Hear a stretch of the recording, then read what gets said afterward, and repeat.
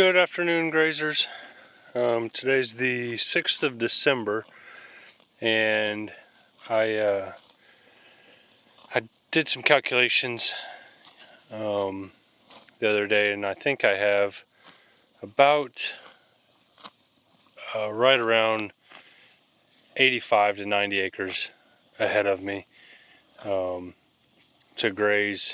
And on this field right here, we're grazing about half an acre a day, and that's with still around 50,000 pounds of animal.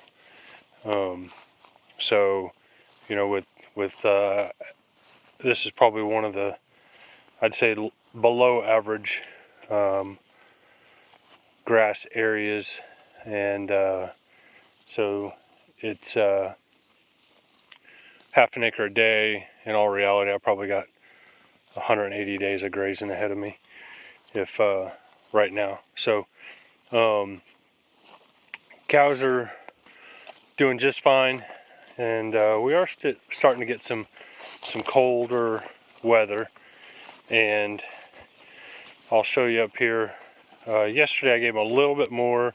Nighttime temperatures, you know, it was in the 30s, and last night got down to 14 degrees, and the wind chill was right around 5 degrees, I guess, this morning. And so I gave them a little bit of extra area last night.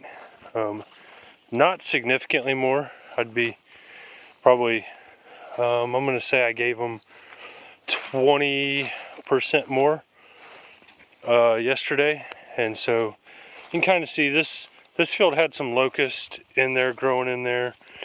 And for the most part, manure's looking pretty good. You know, animals vary. Some of them are good. There's more residue here for sure than what they were leaving before. You can tell just by, you know, grass height. There's 4 or 5 inches there, and I'll walk over here and show you where they were at before. So they certainly, I gave them a little bit more area, allowed them to be a little bit more selective right here, and you can tell there's some warm seasons in here that they kind of skipped over, and should be able to tell right up here once you get to the previous day. It's just on the other side of that bird feeder up there. And then again, ground's still covered. Once you get over here, this is right where the line was at. You can tell this is my first year really doing total grazing, and there's some bare ground here. But I would say on this section, they certainly got around the 90% harvest efficiency.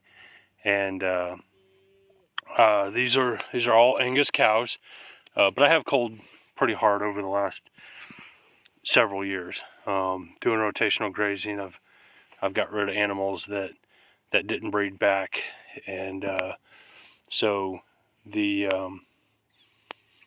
I won't say I have adapted genetics yet. I certainly don't think I do, but I think for the cows I have, they have bred back in my management, as good and bad as it was at various times. But one thing to point out is just the grass shoots right here. You can see that some of this is going to jump. I mean, we're into December 6th. We've had several nights well below freezing, and this is their 3rd day moving through this section, and it's supposed to warm up into the 40s this week. A lot of this is going to jump, and so you want to get them, even though it's, you know, almost winter time, we're late fall, we still want to get the cows off after 3 days and move them to a new section.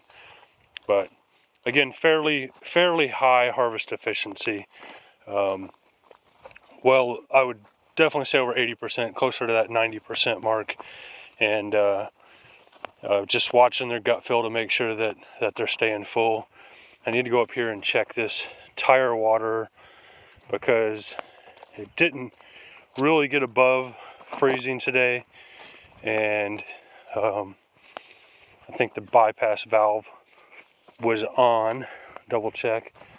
That's one really nice thing about these tire waters with a bypass valve in there. They work so good at not freezing up. And I drove past a couple other tire waters on the way up here, and they were frozen, but this one is not, and it's not super cold yet here. The cows have been drinking out of this one, so I did not turn the bypass valve on last night. And the bypass valve is right there on the side, and so all you do is you turn that lever just slightly to open that valve up, and what it does is it allows water to bypass the float, and the water will then be coming out of the ground basically at 55 degrees, and it overflows through this pipe right here. And so once it overflows through there, goes underground and drops off back over the hill over there. And so the those bypass valves are very, very nice. I have 12 of these tire waters. All of them have that bypass valve in there. And then all my tire waters, I also put in these goldfish.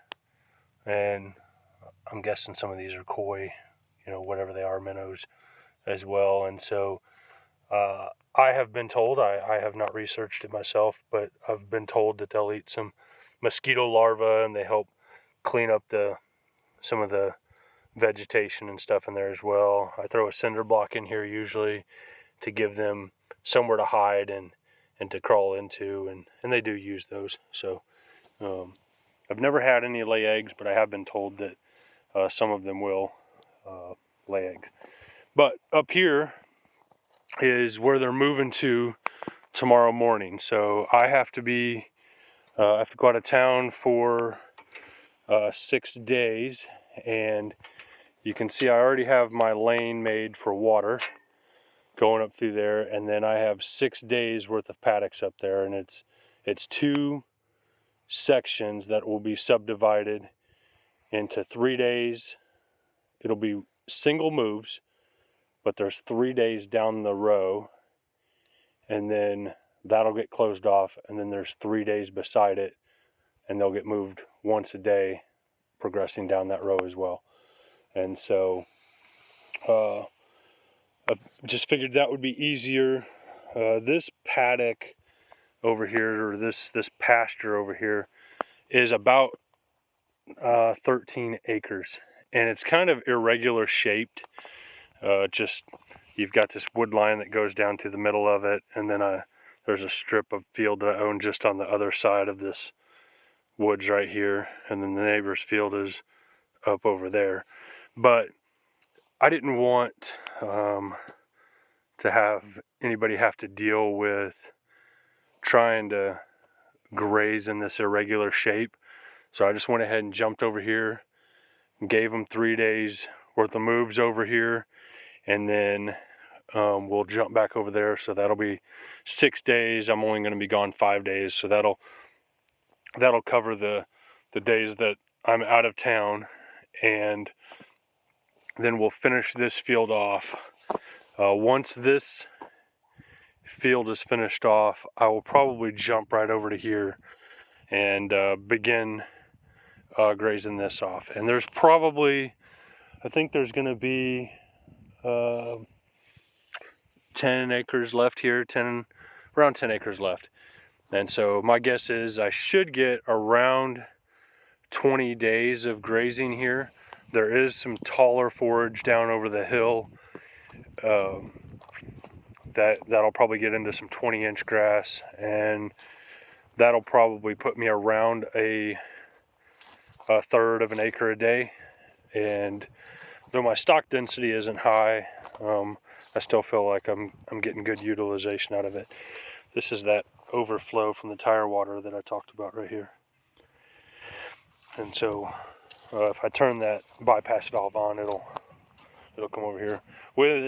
with the daytime temperatures getting up around or just above freezing, and the cows drinking the water and it refreshing, the spring water that's 55 degrees or whatever it is here in Missouri, then it'll, the temperatures of the water keeps up enough so that way it doesn't freeze over. So, yep, and there's still some of these I still need to deal with at some point. And for those that aren't familiar, these locust trees, really hard on a tractor tire, really hard on four-wheeler tires. And so I have a locust problem that needs to be dealt with, and I have resisted using any chemical methods to do it. But to not use chemical methods, you really need to use heavy equipment to get that out of there. So anyway, December 6th, really it's a beautiful evening here, and I am thankful and feel blessed, and I'm excited with the switching over to total grazing, knowing pretty much exactly how much grass I have ahead of me, except for if we get a nice storm. I really should be grazing throughout all of winter at this point, and get me into spring. I think my calculations right now get me through April, and usually by April 15th the grass is starting to come on. So cows are looking fat and happy. Gut feels great on them. Just got off work and moved them, and they're doing pretty good.